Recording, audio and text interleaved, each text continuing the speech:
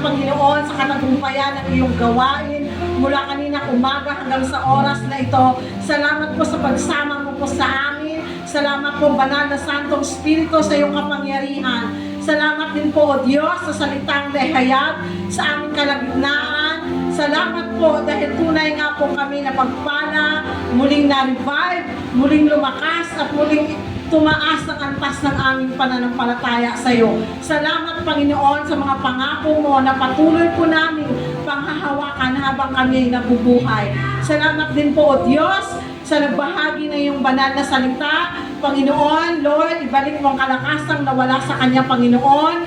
Lord, at patuloy mo siyang gamitin mightily, effectively, Panginoon, sa iyong ubasan, Panginoon, at saan man siya pumunta, humayo, Panginoon, ay maging pagpapala po siya sa maraming tao sa labas, Panginoon. At anuman po ang kanilang mga long-standing prayers sa kanilang mag-asawa, we pray, Panginoon, na katagpuin mo po ito, Panginoon Jesus. Salamat din po, Diyos, sa mga dumalo sa hapon na ito, Panginoon.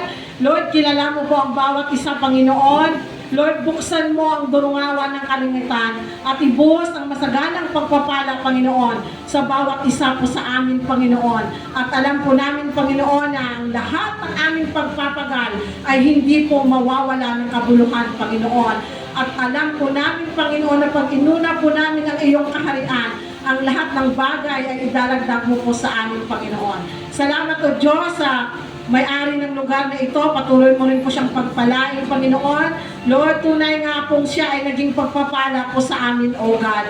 And we pray, Panginoon, na saan man po siya, Panginoon, patuloy na maranasan niya ang pagsama mo, ang pag-iingat mo, at maging pagpapala din po siya, Panginoon, kung saan man po siya naroon, Panginoon. Salamat o Diyos at sa mga nagtatrabaho sa lugar na ito. Lord, samahan mo rin po sila. Patuloy mong iparanas sa kanila ang iyong pagsama, ang iyong pag-iingat, Panginoon. At bantayan mo po ang lugar ito araw at gabi, Panginoong Jesus.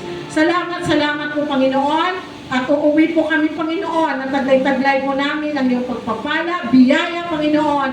Lord, kagalakan, kapayapaan, Panginoong Jesus. Salamat, Lord. Pinagkatiwala po namin sa iyo ang lahat ng bagay. Even sa darating pang isang linggo, Panginoon, Lord, sa mga nagtatrabaho, sa nag-aaral, Panginoon, sa bahay man po, Panginoon, Lord, patuloy mong samahan kami, Panginoon.